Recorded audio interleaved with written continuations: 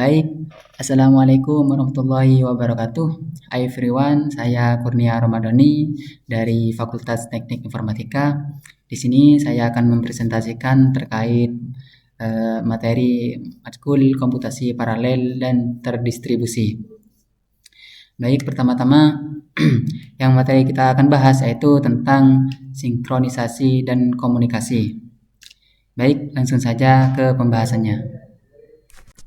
Baik, di sini langsung ke pembahasannya. Apa itu sinkronisasi dan komunikasi? Nah, sinkronisasi yaitu adalah mekanisme untuk memastikan bahwa proses-proses yang bekerja sama menjalankan operasinya secara tertib dan teratur.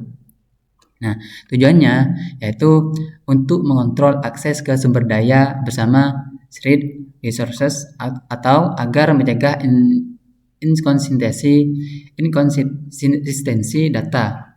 Nah, contohnya seperti apa? Yaitu memastikan bahwa sebuah thread selesai menulis data sebelum thread lain mulai membacanya. Jadi, sinkronisasi seperti itu. Nah, untuk komunikasi yaitu apa? Nah, komunikasi ini yaitu sebuah mekanisme fundamental di mana proses komputasi yang terpisah dapat bertukar data dan informasi untuk mencapai tujuan bersama.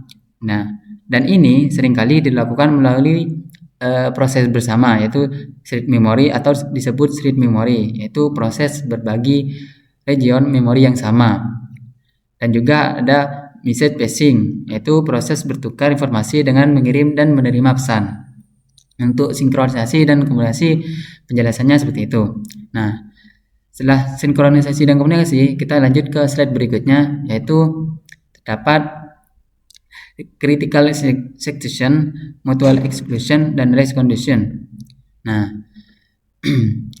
tiap masing-masing tersebut yaitu ada pengertian tersebut, yaitu critical succession yaitu apa? Yaitu sebuah segmen kode dalam suatu proses di mana proses tersebut mengakses sumber daya bersama seperti variabel bersama file atau database.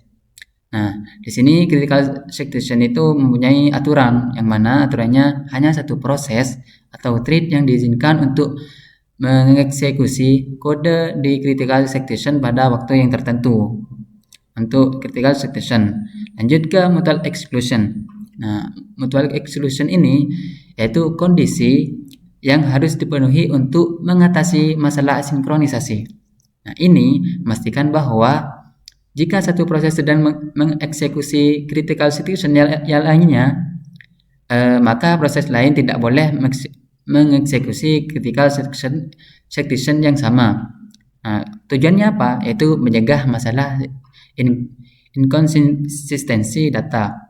Jadi untuk mutual exclusion seperti itu. Lanjut ke race condition.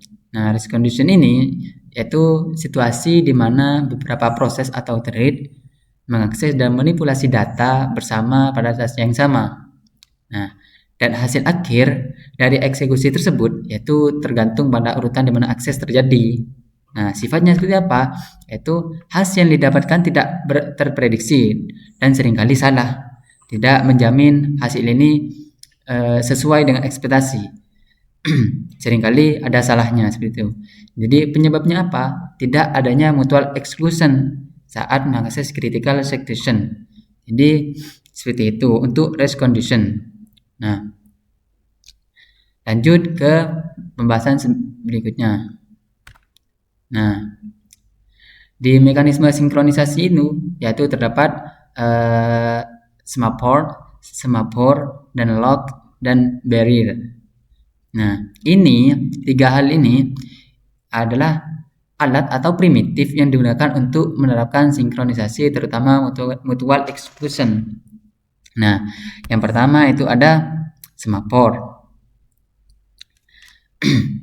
Semaphore ini sebuah integer yang digunakan untuk mengontrol akses ke sumber daya bersama untuk mengakses ke sumber daya bersama oleh beberapa proses. Nah, jadi semaphore ini dapat digunakan untuk dua hal, yaitu semaphore hitung dan semaphore biner seperti itu. Nah, untuk yang semaphore hitung itu seperti apa? Nah, semafor hitung itu nilai integernya dapat beberapa saja. Nah, biasanya digunakan untuk mengontrol akses ke sumber daya yang memiliki beberapa instansi. Seperti itu. Nah, untuk yang kedua itu yaitu semafor biner. Nah, untuk semafor biner ini nilainya hanya 0 atau 1. Nah, setara dengan kunci atau lock dan sering digunakan untuk mengimplementasikan mutual exclusion atau memastikan hanya satu proses di critical succession itu. Nah, lanjut ke bagian lock. Nah, untuk lock ini atau kunci itu adalah mekanisme sinkronisasi yang paling sederhana dan paling umum digunakan. Nah, ini adalah variabel biner yang memiliki dua status, yaitu terkunci atau terbuka, locked atau unlocked. Seperti itu yang teman-teman. Nah, sebelum masuk ke critical succession, locked ini sebuah proses harus mengambil anchor atau kunci. Jika kunci sudah locked, prosesnya menunggu. Nah, setelah keluar dari critical succession, proses harus melepaskan release atau kunci. Nah, secara fungsional, locked seringkali sama dengan binary, semafor atau mutek atau mutual exclusion. Untuk locked sendiri seperti itu. Nah, lanjut ke yang barrier. Nah, untuk barrier ini yaitu mekanisme sinkronisasi yang memaksa sekelompok proses untuk menunggu di satu titik hingga semua proses dalam kelompok tersebut mencapai titik tersebut. Nah, penggunanya seperti apa? Nah, penggunanya ini itu umum dalam komputasi paralel, di mana semua thread harus menyelesaikan tahap perhitungan tertentu sebelum melanjutkan ke tahap berikutnya. Untuk barrier seperti itu.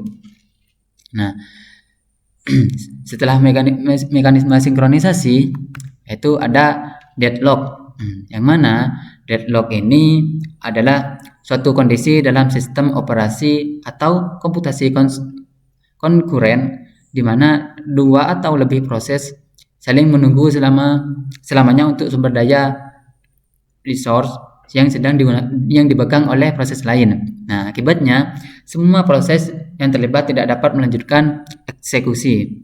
Nah, di deadlock ini terdapat 3 strategi untuk mengatasi deadlock, yaitu pencegahan atau prevention, yaitu penghindaran atau avoidance, dan deteksi dan atau pemulihan, yaitu detection and recovery. Nah, yang pertama itu pencegahan, deadlock prevention. Nah, tujuannya apa? Nah, tujuan dari pencegahan ini yaitu untuk memastikan bahwa satu atau lebih dari 4 kondisi deadlock atau kondisi Kaufman tidak mungkin terjadi. Nah, dengan menghilangkan hanya satu kondisi yang diperlukan, deadlock tidak akan pernah terbentuk. Nah, terdapat 3 bagian, yaitu mencegah kondisi tahan dan tunggu atau hold and wait. Nah, yang kedua itu mencegah kondisi tidak ada fermentation. Nah, yang ketiga itu mencegah kondisi menunggu secara melingkar atau circular wait. Untuk pencegahan seperti itu. Nah, yang kedua itu penghindaran, deadlock atau avoidance. Nah, strategi ini untuk penghindaran ini memerlukan sistem untuk mengetahui informasi kebutuhan sumber daya maksimal dari semua proses.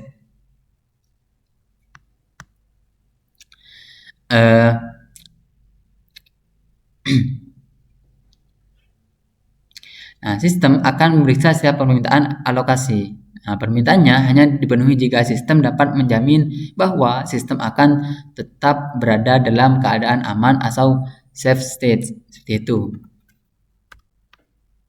Nah, untuk penghindarannya sendiri ini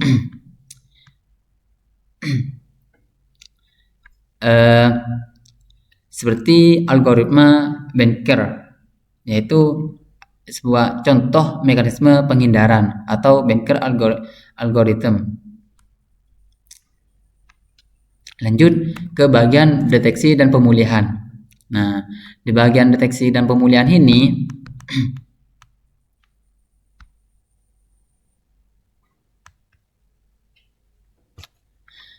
nah, strategi ini mengizinkan deadlock terjadi, kemudian sistem deteksi kepada adanya dan mengambil langkah untuk memulihkan sistem. Nah,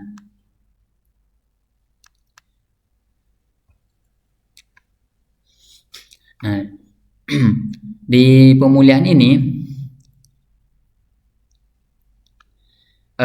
setelah deadlock terdeteksi, siklus harus diputuskan melalui dua cara utama. Ya. Yang pertama itu menghentikan proses atau proses termination.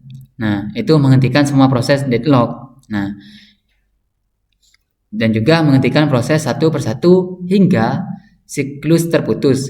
Sistem memilih dalam kurung korban berdasarkan kriteria seperti biaya penghentian, waktu, dan juga waktu eksekusi atau jumlah sumber daya yang dibutuhkan. Nah, yang kedua itu mengambil kembali sumber daya atau resource fragmentation. Nah, sistem ini proses korban dan secara paksa mengambil kembali sumber daya yang dipegangnya. Jadi sumber yang dikelola itu yang langsung diambil atau